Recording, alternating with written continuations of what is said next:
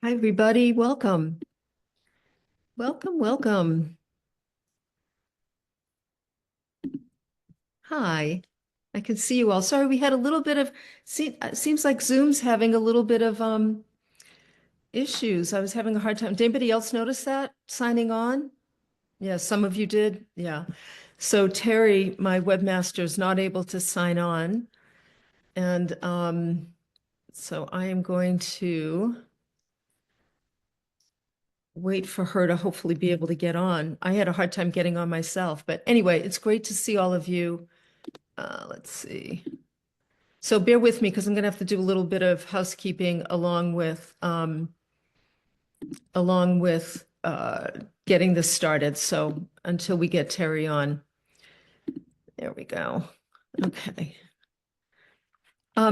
So in preparation for today, as we get started, it's nice to see so many smiling faces, and I really appreciate all of you joining me for this conversation. In preparation for today, I thought it would be fun to start today's meeting by hearing from a few of you about what you're learning about your nervous system. Since you've been either listening to or attending these meetings, I'm hoping that you are making it a point to just start paying attention to how you get dysregulated, what happens in your body, what kinds of stories you start telling yourself, just what happens for you. And if it's making a difference somehow, if you find yourself just feeling just more self-aware about what's going on when you get dysregulated and maybe able to kind of catch yourself before you do anything you regret or feel badly about afterwards. So take a few minutes and just like you can even just get quiet for a moment or two and tune in and just check and ask yourself, what have I learned in being curious about my nervous system? What have I learned um, about myself? How have I become more self-aware? And how is it making a difference in my life? And let's just see what we discover. And then hopefully this is going to work here, um, trying to let people in and deal with you at the same time. Thank God. I still have those old multitasking skills that I've been talking to you about letting go of. They're still very much there, so that's good.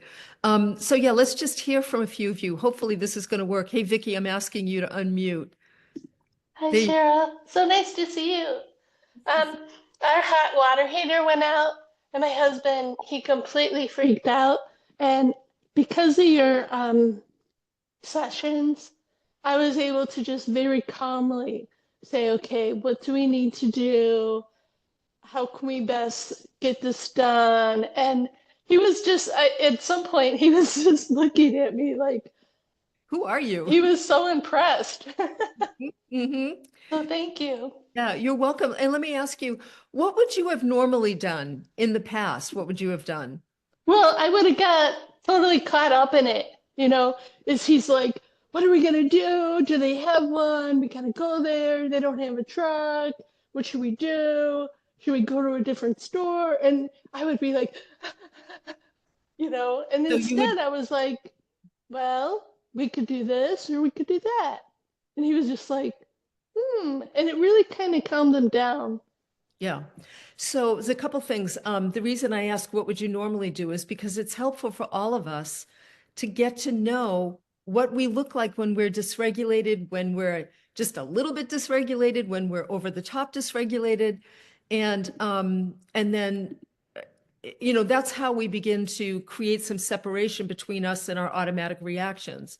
So um, you get breathless, Vicky. It sounds like things start moving quickly. Like, okay, what do we need to do? Where are we going to find this, piece of equipment? Who are we going to call? Like immediate action wants to be taken.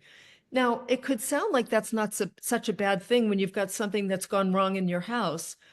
But we're talking about training ourselves to actually operate in a different way. And that means we want to use every opportunity we can to practice doing it differently, right? So it's a great example, Vicky, thank you, of being able to say, okay, stop, let's take a breath. let's just notice what's happened. And before we start automatically kicking into action, which is that sympathetic response, before we start kicking into action, let me just stop for a moment and think about, okay, let me notice where I am, where are my feet, and what needs to be done here. And then there's a really good chance you're going to make much better decisions when you make a decision from a more empowered place because you've got the ventral vagal system engaged and you're present. So it's a good example. Thank you so much.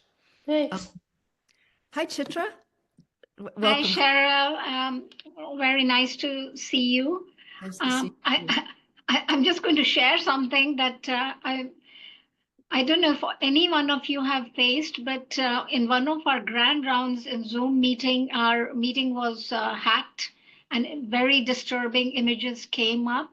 Oof. So I just wanted to put a word of caution to everyone. I don't know if it has happened. Okay. And about what happens when we are dysregulated, I think I am trying to work on my awareness and naming the emotion. Mhm. And I have noticed in myself that I try and take on too much emotionally as well, apart from the other things, that I don't give due respect to what's there in front of me or in the day. Like there could be something very challenging, but I try and suppress it. And then, like a stoic person, keep going, keep going, keep going. And then the dysregulation can happen. So I think, doing these sessions is helping very much along with my own practices Mhm. to learn my boundaries and to understand that I have to take some time away now so that I Good. can breathe, I can walk. So Yeah, self-awareness is what I'm working on. that's great. That's really great. Yes, that you're not going to be an energizer bunny who just keeps going, going, going, because remember that pushing aside whatever might happen or stuffing down how we feel is also often a part of dysregulation. I mean, that is dysregulation, right? Where we're able to just sort of stuff it and keep moving. And usually one of the ways we can stuff it is through moving, right? The mobility, like just on to the next thing. Let me just change the channel, except that channel never goes away. It stays there waiting for you to show up. And then eventually everything kind of gels together. And that's when we have the big blows that occur. So thank you very much. Natalie, welcome. Yeah, you. There you Hi go. there, Cheryl. So what I have noticed is two of my very dearest friends that I've had friendships with forever are actually kind of dysregulating to me. And I never really noticed or realized that before. And so I was really sort of paying attention to that. And um, yeah, it's concerning, right? Because I love these people. Um, and yeah, but they can be dysregulating to me. So good thing you're here today, because that's what Yes, we, I know. right, is what Yeah, happens when people are dysregulating us. I get it. yeah, Good. Thank you. Thanks yeah. very much. Kathleen, that's a gorgeous, like adorable photo, Kathleen. Is that you as a Yeah, little girl? that's me as a little girl. Yeah, there I am. You. So And it's significant to be a little girl on the picture because um, I've always been a take time kind of person, but from the time I was that age and that little girl and before, it's like, can't you smile, Shug? And, smile for the photographer and hurry up. And I can't remember whether it's a dorsal or response or whatever, that kind of like yeah. just withdraw Mhm. and want to hide under a rock kind of reaction Yeah. because I felt like I should be different and I should be doing what people were encouraging me to do. And it just made me want to do nothing and hide and feel guilty. And so it's really validating to say, no, that's who I am. And instead I could just say, I need to take some time. I could Mhm. really relate to your husband, Cheryl. I was going to say you sound like my husband. Yeah, Exactly. that's the dorsal response where it's shut down, go someplace else. And it's interesting because remember, as I've said, I'm going to repeat myself often on these Zoom gatherings because I think it's really helpful to learn the material, both for me and for you. Um, when we go into that, whenever we go into a dysregulated state, the body, the physiology has a reaction, it sends messages to the brain, and the brain starts reacting to those messages. And so that's when we start telling ourselves stories. And it's not uncommon for the dorsal response stories to feel like, things like, oh, I can't deal with this. Why bother? I don't fit in. There's some, I mean, it grows into, I'm a weirdo. I'm not like other people. There's something wrong with me because I don't want to do what other people want me to do. I mean, we all have that in some way. I mean, Right. I do too. And I lean more towards the sympathetic mobilizing dysregulation. And I have that too, but it just sounds differently. It sounds different. And so I love that you are recognizing that, oh, wait a minute, I'm not broken.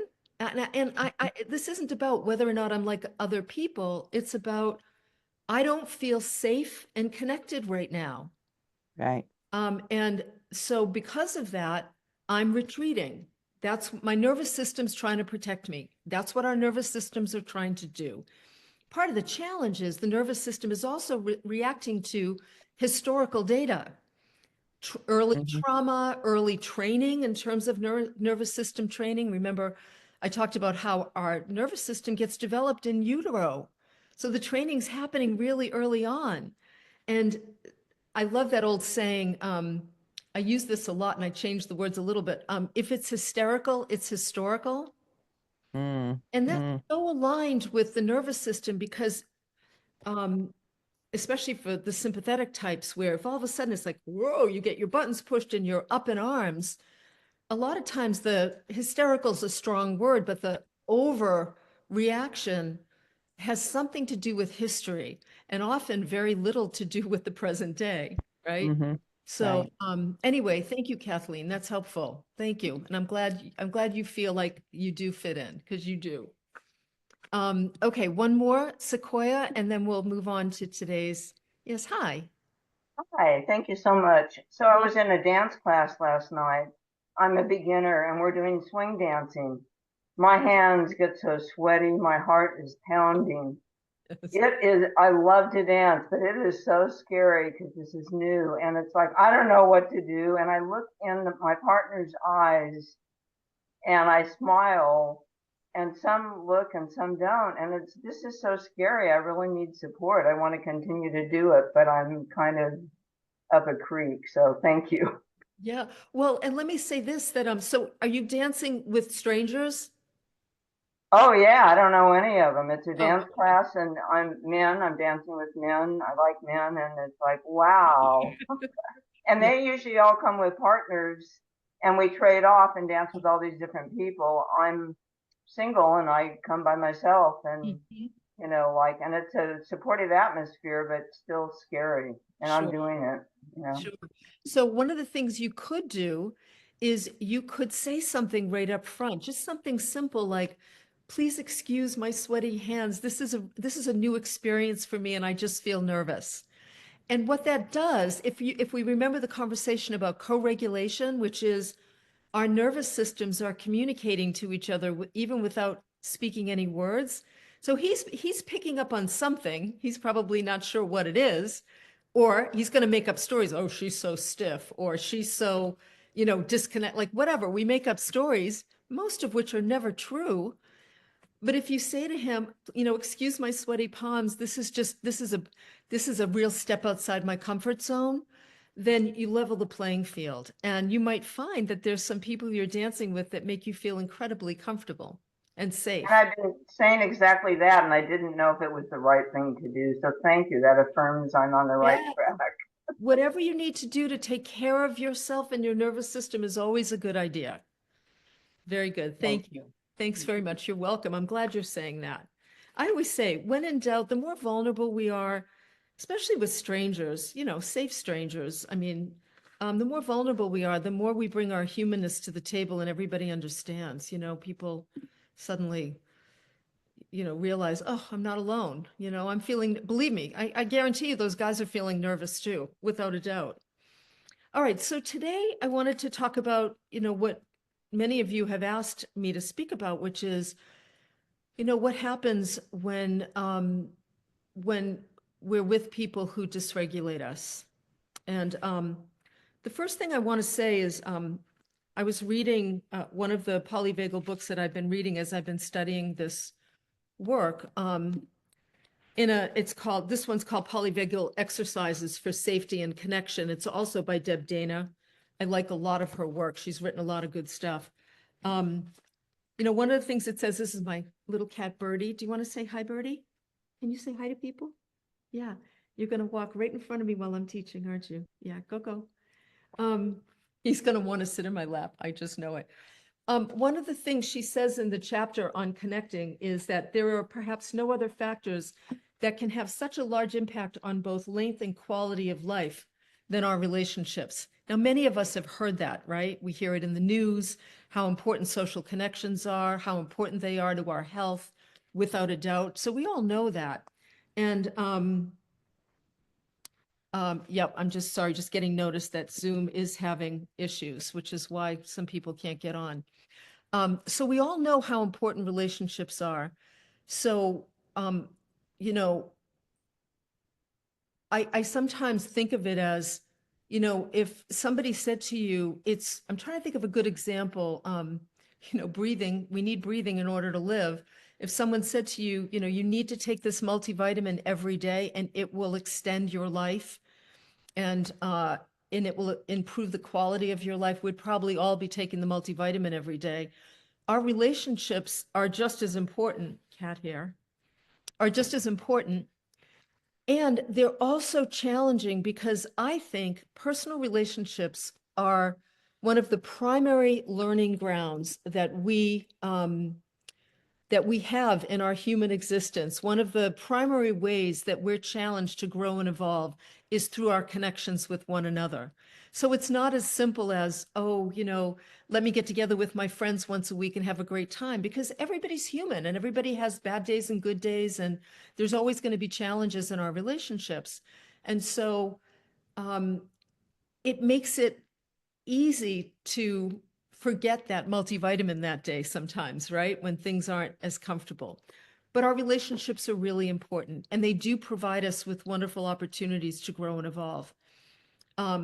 And sometimes if we look at our relationships through that lens, especially the difficult ones through that lens, it can just take some of the heat off of the challenging connections that we have in our lives.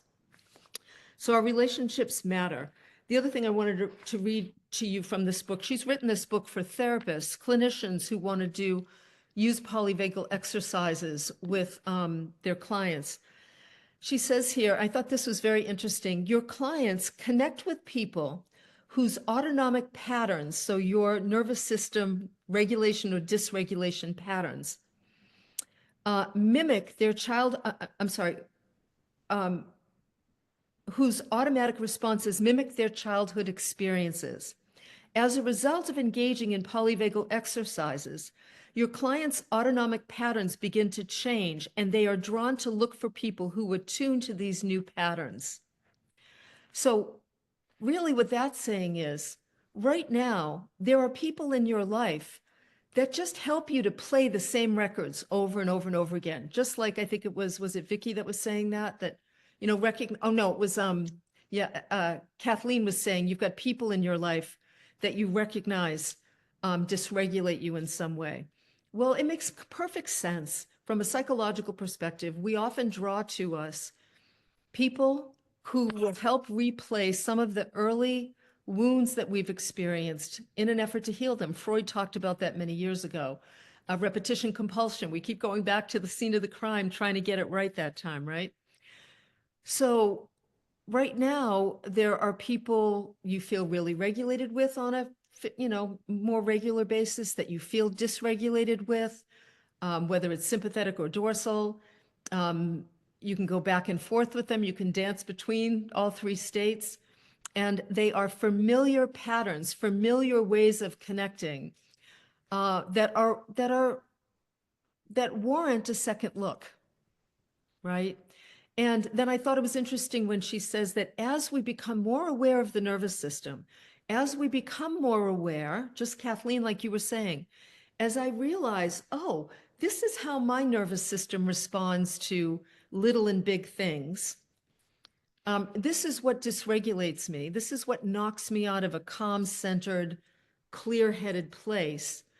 As we become familiar with that and we start to do that work where we begin to make different choices that are going to take care of our nervous system, it's going to get in the way of some of our relationships, because anytime you change your behavior, anytime you change, your relationships have to change.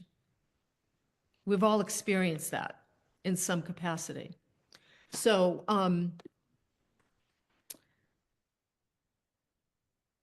sorry. So anyway, I'm trying to stay focused and not deal with the technical stuff. So that said, the first thing I want you to know about dealing with people who dysregulate you is that you are responsible for your own nervous system. It's really important to understand what that means. I am responsible for how well I take care of my nervous system. And here's the piece that goes along with that that's important. Trying to get other people to do what I want them to do, A, doesn't work, and B, dysregulates my nervous system. So when we wish that people were different, when we try to get them to be different, when we give them advice to be different, when we fantasize about them being like, whatever it is, as it relates to trying to get other people to be a different way, even the process of doing that dysregulates us. And we want to, number one, recognize that.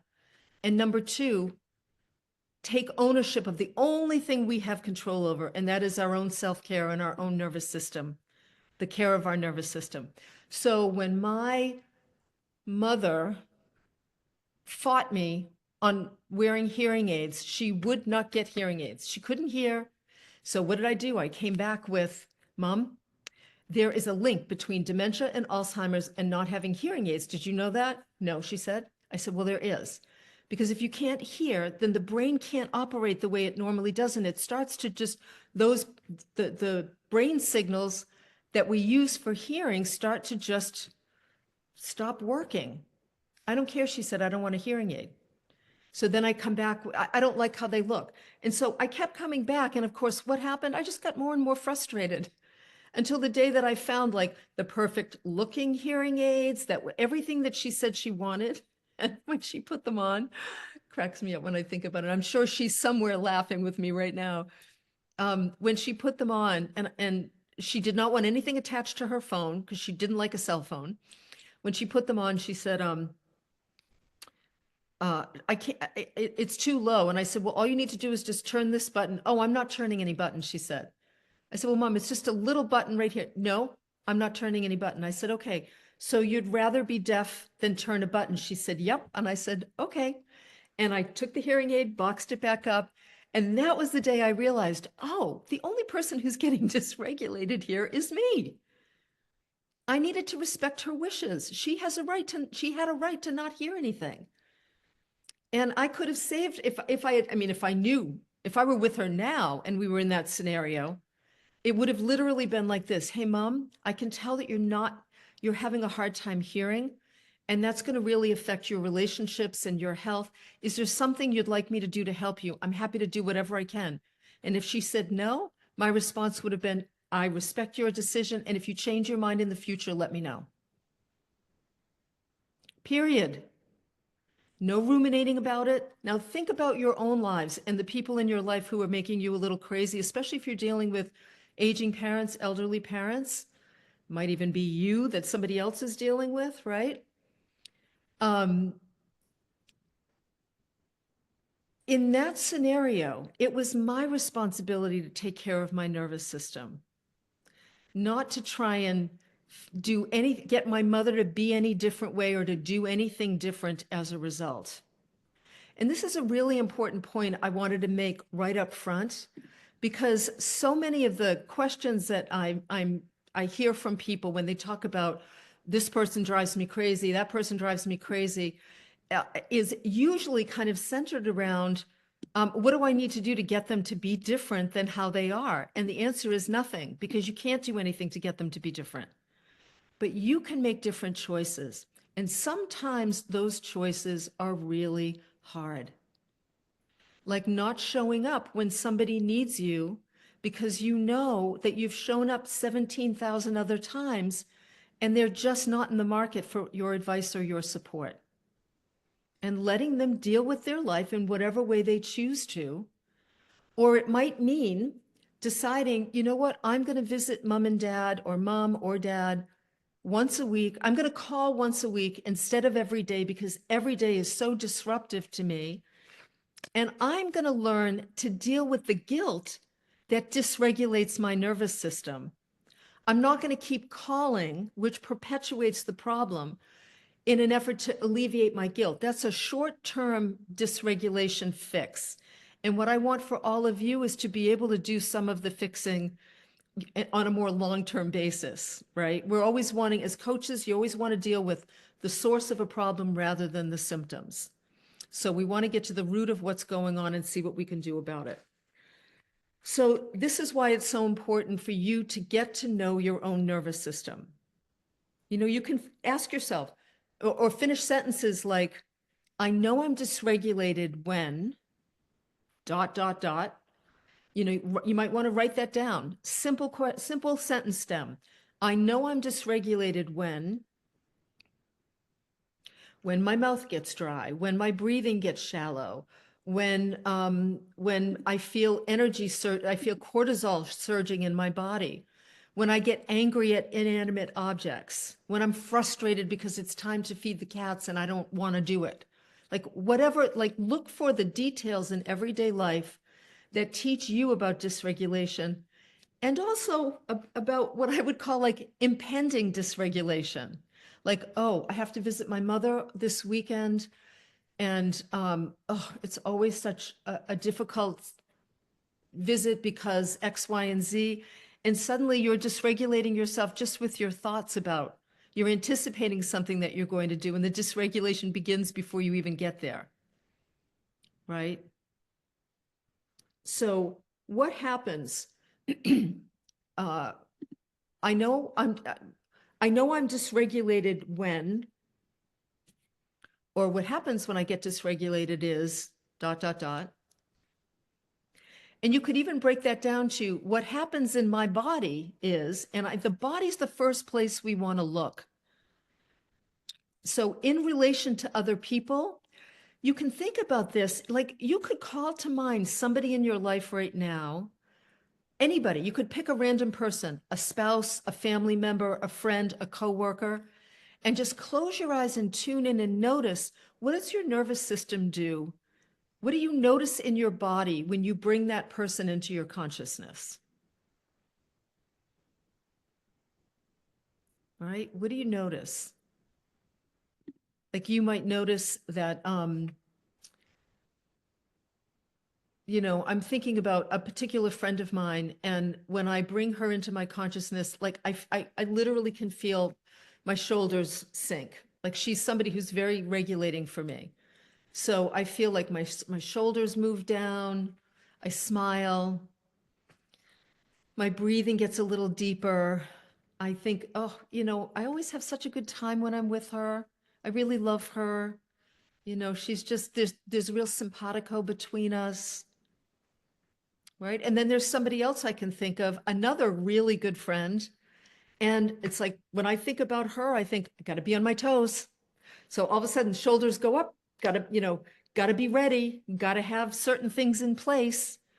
Got to be ready for action. It's not going to be just like a relaxed, like, oh, I'm so glad you're here. It's okay. What are we going to do next? So what happens in your body when you think about that person? What stories do you start telling yourself? Remember the dorsal stories, the collapse stories, like, oh God, I have to see my boss again. And my boss is driving me crazy. And the dorsal stories can sound like, I never do anything right in his eyes. And there's nothing I can do to please. Oh, you know what? I just don't even want to go into work today.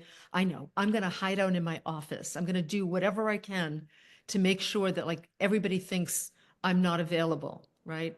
Or the sympathetic response might just be anxiety. Oh, what's going to happen today? And suddenly you're scanning your environment and your body's starting to get all hyped up as you think about going into work and dealing with your coworker. And maybe you're drawn to go to the kitchen cabinet and eat something, or sit down in front of the TV and lose yourself. Like, what does the body want to do first? Because the body's going to be sending signals to the brain, and the brain's going to connect with your mind, and that's when the stories are going to start. So when we think about this in relationship to people, it's really interesting because as an exercise, you all could sit down on your own time and make a list of the people that you have pretty regular contact with in your life. And you can ask yourself, do I feel regulated or dysregulated with this person? What is it about our exchange that dysregulates me? Oh, this person always gossips. And every time we get together, I don't know what it is. I just get pulled into their gossiping. And before you know it, I'm gossiping too. And then I'm feeling bad about myself because I don't want to gossip anymore. But somehow I just get hooked in. And before I know it, I'm off and running. And that becomes dysregulating. And maybe a lot of the dysregulation happens after the person leaves, when you're no longer connected with them. So you can take a look at who are the people that I'm in touch with regularly and what kind of impact do they have on my nervous system? Because from there, you can then look at how do I need to shift this relationship in order to shift the way to take better care of my nervous system. Sometimes, and we're going to do some examples from all of you, sometimes it can be as simple as I'm going to slow down my speech when I'm with them. I'm going to slow everything down. And you can even say to them, because if you're not normally slow in your communication, it's probably a good idea to say, you know what, I've been really noticing that I am running on, fumes these days. And I've decided to just slow everything down so that I feel better. And that's all you need to say to then introduce the idea of, I'm now going to communicate in a slower way. Or, no, I don't really want to go to a bar tonight. I'd love it if we just why don't you come over and we'll have a cup of tea together?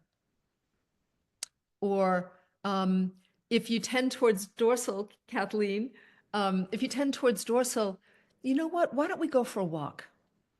Right? Because you need the opposite, which is like maybe some movement and some engagement so that you don't fall into that collapse, shutdown, dysregulation. So how does the relationship how do you need to alter your needs, your behavior, your boundaries in order to support you in staying more regulated, centered, calm, clear-headed, compassionate even, in the company of this person?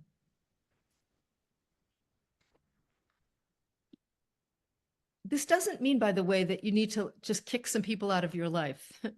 It could mean that. But before you do that, sometimes we have to just upgrade old relationships with new behavior. And that new behavior always starts with us, right? Because we can't control the behavior of other people. So it might be having conversations with friends and family members about how you're trying to do things differently. It could also mean making new friendships. And the more you get to know what you need to be in a calm-centered state, you're going to have some really good information about not only the kinds of new friendships that you're going to want to create, but where you're going to want to go to find those friendships. So for example, I lucked out, going to a CrossFit gym years ago and meeting my friend Beth, who was just a sweetheart of is a sweetheart of a gal.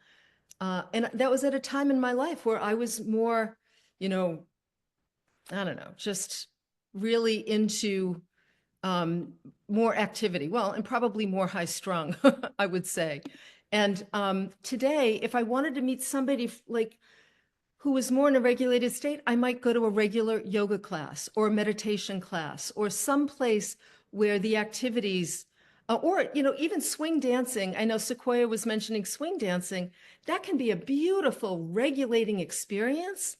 And that might be something that I want to do. Like, what are the activities that are going to support you in healing your nervous system so that you can find people there that are, you know, you're co-regulating together, let's say.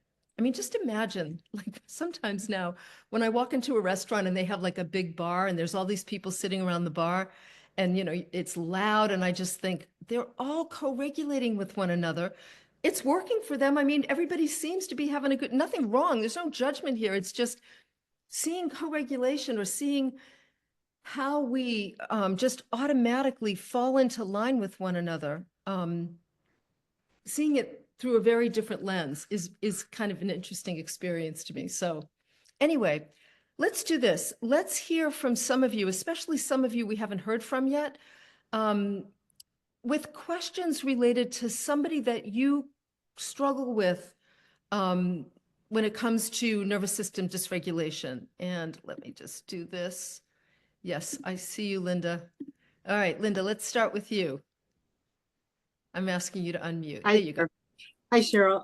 Thanks for picking me. You're welcome. I know who dysregulates me, and by all the observations that, you know, from just our last call, I recognize it. And so that's great because learning the tools, I can catch it and choose my response.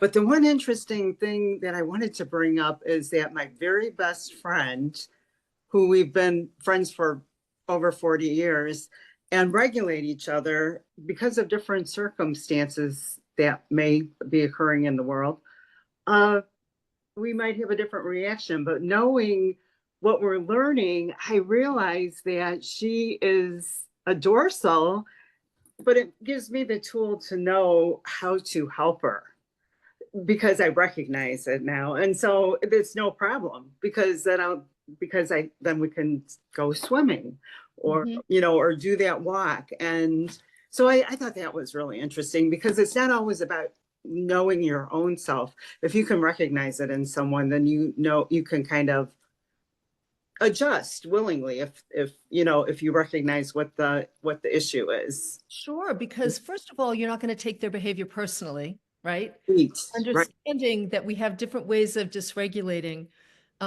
You know, this is just the beautiful thing about self-awareness. Honestly, those of us who want to invest in our own growth and who recognize that healing begins with us, right? And how we operate in the world, it allows us to be more compassionate to other people. Because now people that were driving me crazy, let's say, I suddenly see them through the lens of nervous system dysregulation. And I think, oh, I see what's going on for them. That's similar to what goes on for me. Like they're not an idiot or a bad person. Or I mean, I even look at our whole world differently. I look at our political system and I think, oh, here's all these dysregulated people operating from, you know, a dysregulated state. No wonder things are insane. That's why we need more regulated people around. So Linda, it's great that you noticed that now you know how to just be with her and how to be of support to her as a result of that. And it would be great for you to introduce her to the conversation even, right? The other thing I was thinking, I thought you were going to say, and I think this is an important piece too, is right now, I kind of operate with the assumption that pretty much everybody's dysregulated in some capacity because we are living in a very dysregulated world right now. Whether you're aware of it or not. And I have friends who say, oh, no, I'm fine. And I think, yeah, that's because you're dorsal and you just think you're fine because, you know, you tend to just kind of retreat from the world. But I know that in their minds, things are really difficult. So recognizing that most people are dysregulated, so giving people grace is a good idea. And then also somebody that you used to feel very comfortable and kind of safe and connected to might feel very unsafe and disconnecting right now because of either political differences or differences in the way they respond to what's going on. And that's where we also really need to give some people grace and do whatever we need to do to take care of our own nervous systems at the same time. It might mean limiting time with some people, right? Anyway, okay, let me get back to questions. Michelle, I think. Hi, I'm asking you to unmute. Can you unmute yourself? Do you know how to Yes, do? I think I am. Did I? Okay, It's like, here great. you go. Hi, Thanks very much. you're welcome. Yeah, I have an issue. I'm sure will dysregulate me. My husband of 17 years left me for another woman 20 years ago. Yeah. And we have been in touch on and off. And lately it's been much more pacified, and I've been happy that we can communicate, in a better way. And he's in the US, I'm in France, and actually we may be meeting each other in June. And it scares me so much. I haven't seen him or talked to him live for 20 years. And I think, how can I deal with a situation like that? I know, I have no idea. I mean, so. Yes, yes. Well, the first thing I want to say to you is you're not with him yet. So let's No. not ruin today, right? Right. Mm-hmm. Right. So the first thing to know, just noticing that we're dysregulated is half the battle. This is true for all of us. So, Mm-hmm. oh, I notice, and this is probably what you notice is when I think about him, when I think about potentially meeting him in June, I start to get dysregulated, right? Mm-hmm. Right. So just knowing that is really important. It always makes me think of something Tony Robbins said years ago. If you're not afraid of death, you die once. If you're afraid of death and you're worried about it all the time, you die 1,000 times. Right. Right? Because in this situation, it's like you could dysregulate yourself every day. Mm-hmm. All of us have something like this in our lives right now. Mm-hmm. It could be, I mean, we just passed tax day in the US. A lot of people get dysregulated when they think about doing their taxes or when they think about finding out if they owe money. And so they suffer for weeks before they actually get there. So in this Mm-hmm. situation, you've got plenty of time to think about, what do I need? Like, what do I need right now? Like, is there someone safe I can talk to about this whole situation? That's a big thing to have, to be divorced for 17 years, you said? I lived with him for 17 years and been divorced for 20. Divorced for 20, yeah. Yeah. This is a big deal. Yeah. And if it were me, I'd want to be writing about it. I would want to be talking to safe people to just process how I Mm-hmm. feel about it, Mm-hmm. because it's a big deal. And I would also really want to make sure that I keep bringing myself back to the present moment. Mm-hmm.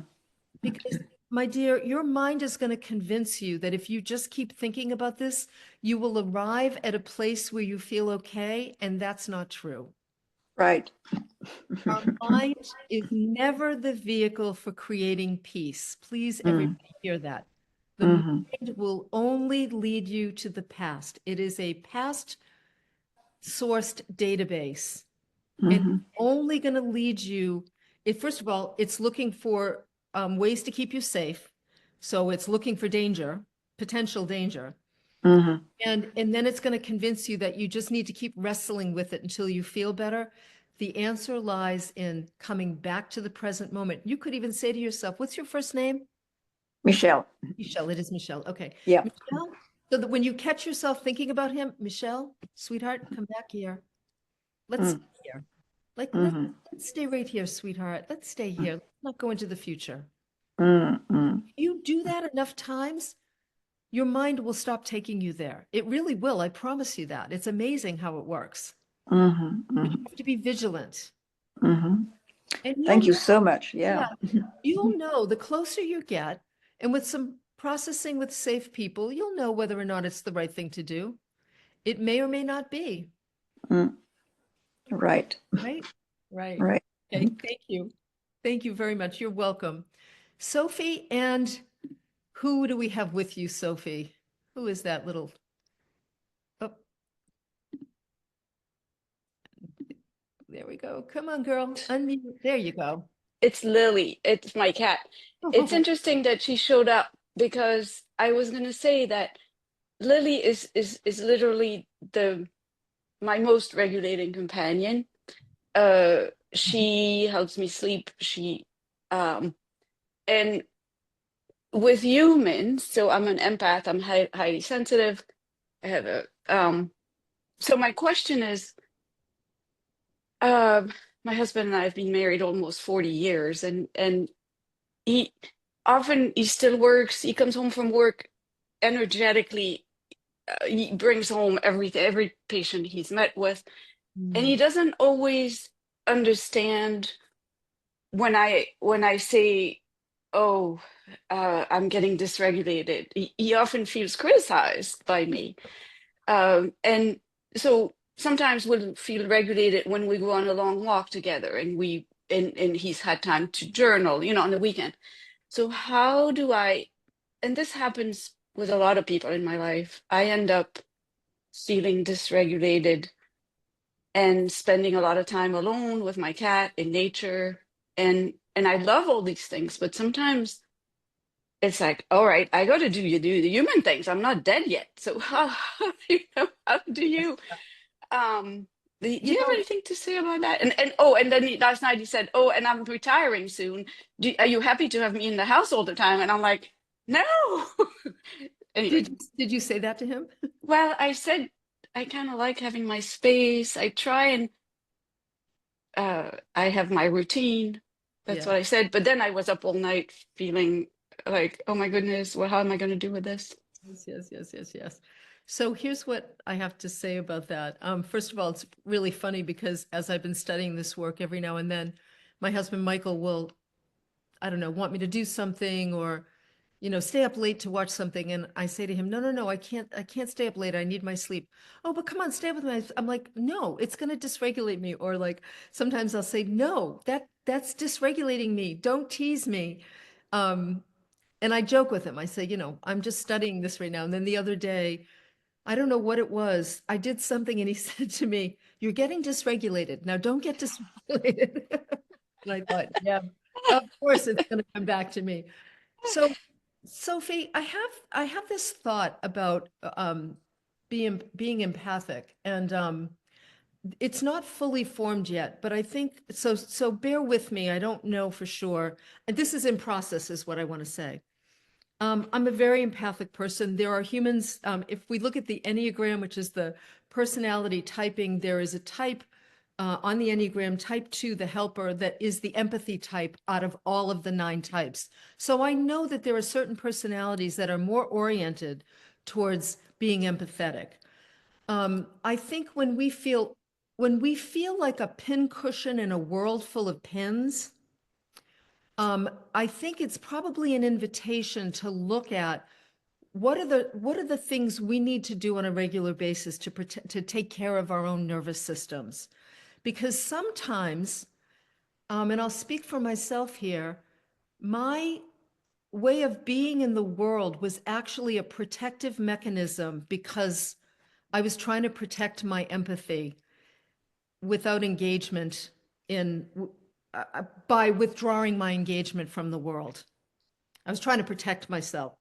The more I understand nervous system dysregulation, the more I see that so many of my choices are a form of protection, which leaves us not being available to possibilities, new opportunities, new avenues for our lives, new exciting experiences. So I guess what I'm saying to you is having a conversation with your husband, like a loving, compassionate conversation about, you know what, I love you, I want to support you. When you come home and you start to talk about your patients right out of the gate, I feel dysregulated and I can't be present for you. And I really want to be. So here's what I need instead. I don't know what that will be for you. It could be going for a walk. I love that idea with my own husband. We go for walks together. We've been going to a local school, walking the track at night, and just like talking about everything that's going on. There's something very regulating about that. It co-regulates us in some way. So maybe you could have a conversation with him about what you need and what you need now in order to feel more regulated in that relationship. And then also, please do yourself a favor and please do him a favor and do some planning around how you're going to live when he retires. Do it before he retires, because I've coached too many women, Sorry, guys, if there's guys listening at some point. I've just coached too many women whose husbands retire and they go crazy after. They're just, they don't really go crazy, but I mean, they are like, they get angry, they feel intruded upon, they miss having time to themselves. And I think, like anything, good planning will help you to stay together, not drive you apart. Because trust me, the relationship you have with a spouse or a partner becomes really important as we get older. They're, often a big part of your final family. So having conversations with him ahead of time about what your concerns are while you do this work around, what do I need to do more of to feel safer, more connected, and protected so that I don't have to try and keep the world at bay because I'm empathic and everything bothers me. Does that make sense? Hmm. Yeah. Okay. Yeah, thank Yeah. you Plan very the much. retirement. I think that that's an important conversation to plan the retirement ahead of time. So, any other questions before I continue or any other scenarios? You can always hit the raise the hand button, and it's under React if you're on a computer. And I'll watch for them as we finish up here. So when it comes to nourishing connections that regulate the nervous system and support us, we look at three different kinds of connections: connection to self, and the whole body of work around learning about your unique nervous system and how it gets dysregulated, what the body does, what the thoughts do, what your breathing does, what your reaction, how you tend to react. All of that is a part of that developing a more nourishing relationship with yourself. There's the connection to others, as we've been talking about, with the primary piece of wisdom being that the first stop on nervous system regulation is you dealing with your own nervous system, not trying to get other people to do what you need them to do. But there's the connection with others. And then there's the connection to something greater than ourselves. You could call it spirit, God, higher power, nature. I mean, this is also these three things: connection to ourselves, to others, and to something bigger than ourselves, become extremely, I mean, they're always important. They become even more important as we age. As we enter the wisdom years and as we move through the wisdom years, one of the things that helps us contend with aging, loss not only of people, but loss of, capabilities, and ultimately death, is a connection to something greater than ourselves. These three connections are all really important and they need to be fostered. One of the ways we think about nervous system regulation and dysregulation through the lens of these connections is to think about how much time do I need? This is really important.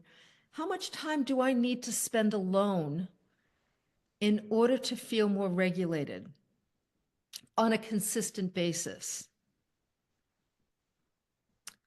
So how much alone time do I need? And you may need to figure that out over time.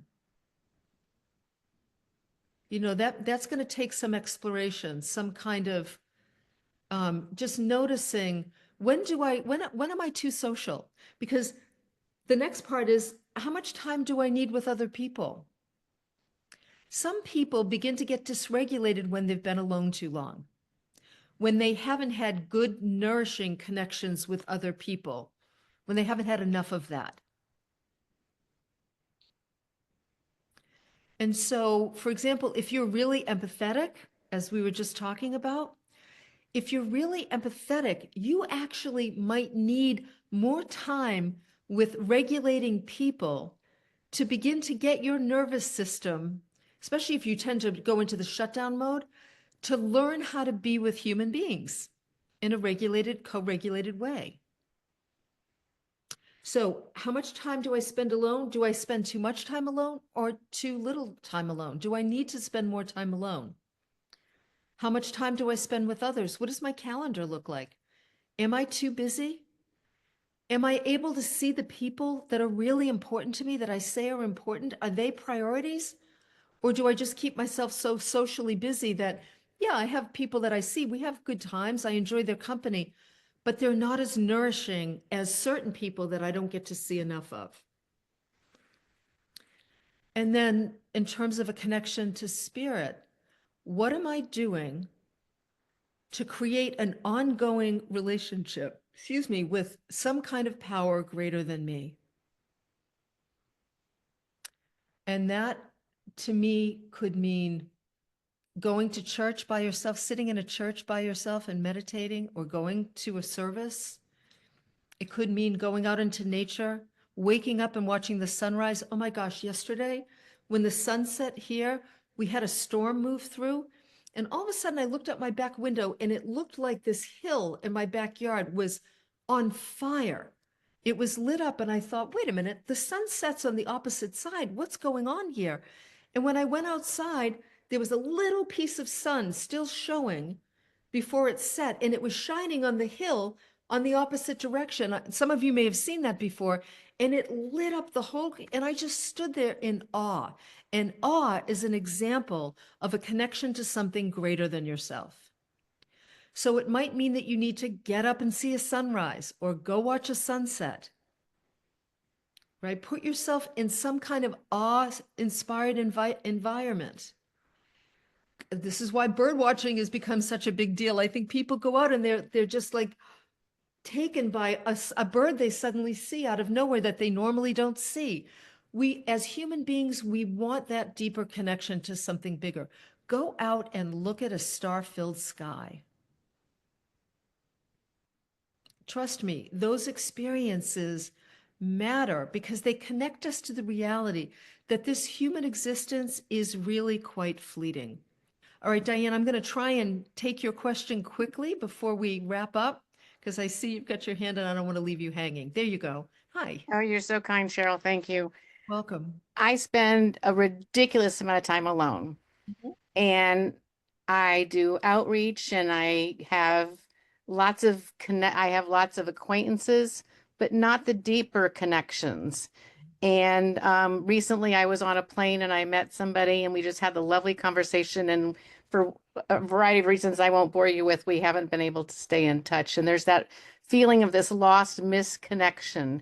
Any thoughts around that longing for that connection to come back? Yeah, I mean, I think, well, yes. So that's interesting, Diane, because when we've had a taste of what it feels like to be regulated in that beautiful co-regulated way, we really want more. And you started out by saying, I'm alone a ridiculously large amount of time. So that phrase alone just tells me, you know, you need more connection in your life. And it's not cocktail level connection, because the older we get in our wisdom years, thank God, we want deeper connections with people, right? We want to be able to we just want to be able to talk about alive, important topics, even if they're fun and playful. It's still meatier, it's got more richness to it. So my point to you is it can put a lot of emphasis on this one connection that didn't last because it's just symbolic of the kinds of connections you want more. Now, the one thing I always say about this question, Diana, is there I guarantee you, if you have a lot of acquaintances or kind of connections in your life, there is somebody in that pool of connections who's thinking the same way you are, and they need an invitation to go deeper. And it's a risk, everybody. It is a risk to try and connect with people in a deeper way. What's the alternative, right? It's like it's risky to love because we're going to lose everybody we love at some point unless we check out first. But what's the alternative? So Diane, I would challenge you over the next week to go to one person in your network, and while you're having a conversation, be brave enough to just say something like, I don't know, I find as I get older, I am really hungry for deeper, richer conversations with people, rather than just the superficial. Do you ever feel that way? Just that. And see what it does. Is that something you think you could do? Yeah. What's going on for you right now when you think about that? What's going on in your body? I'm going to hang in there with you. We're going to go a little over time. You all can hang around here. What's going on? It's just hard. You know, when you've had that taste of something. Yes. Oh, it's like falling in love, isn't it? Ugh. Mm-hmm. You know, when you've had the taste of, I don't know, fine dining or not feeling rushed or, it's just hard to go back to McDonald's. It just is. And I'm here to tell you, girl, you should not be going back to McDonald's. Let me ask, is there anybody on this Zoom who feels the same way, who just feels like, oh my God, I would love to have a deep, rich conversation with somebody? Great. So you know what? Let me see if I can do this. You know what I realized I did was I shut off the chat because I didn't know what the hell I was doing. So I just put it back on. If there's somebody here, Diane, would you be willing? Okay, this could be risky, but I'm just going to say, would you be willing to share your email address so that, Sure. okay, because you might get a lot of people. So let me just do a little caveat here. Diane might not be able to get back to everybody, but if you share your email, somebody could reach out in some kind of heartfelt way, and maybe you could just have a beautiful conversation about what it's like to have a taste of that wonderful meal of connection and intimacy and to lose it and want more, right? So go ahead. What's your email address? Oh, you just put it Diane@dianedarling.com. Perfect. And the irony is, Cheryl, I teach networking and I know how to do it and all that kind of stuff. But sometimes I feel like the cobbler who doesn't have shoes and, that piece of things. And it's just really draining. Yeah. So Diane, you know what? Where do you live, Diane? I forget. I live next to North Station, right downtown. Oh, right downtown. Oh, okay. Okay. So I'm writing this down because the So next take the train, Cheryl, and turn right and you're at my door. and you're right there, right? Okay. I'm writing your email down because the next time I go in the city, I might just call you and say, hey, Diane, let's go grab lunch and have a deep conversation. I would love that. I would love that. I remember Okay. meeting you on a plane. Yeah, I know. I remember the name. How can you forget that name? And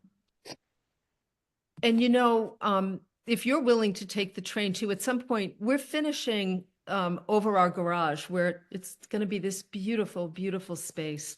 I think I may have shared with all of you before that we're finishing it because after going through dealing with our parents, both Michael and I said we don't have children and we wanted a place for caregivers to live when we're elderly and needing to be taken care of so we can stay here. But in the meantime, it's going to be a meeting place. My husband wants to call it the Chamber of Secrets because he's so into Harry Potter, which is adorable. But it is a meeting space where we want to be able to gather people together to have deep and rich conversations. And I will invite you, Diane, when that's ready and we're doing that, in case you want to hop on the train and come up this way. Happy to, anytime. Yeah, I'd come pick you up at the station. It's not that far. Yeah, and I see, so we're at the end here and, in the chat box, people are asking, yeah, you all know me. I mean, I've been wanting to connect people forever.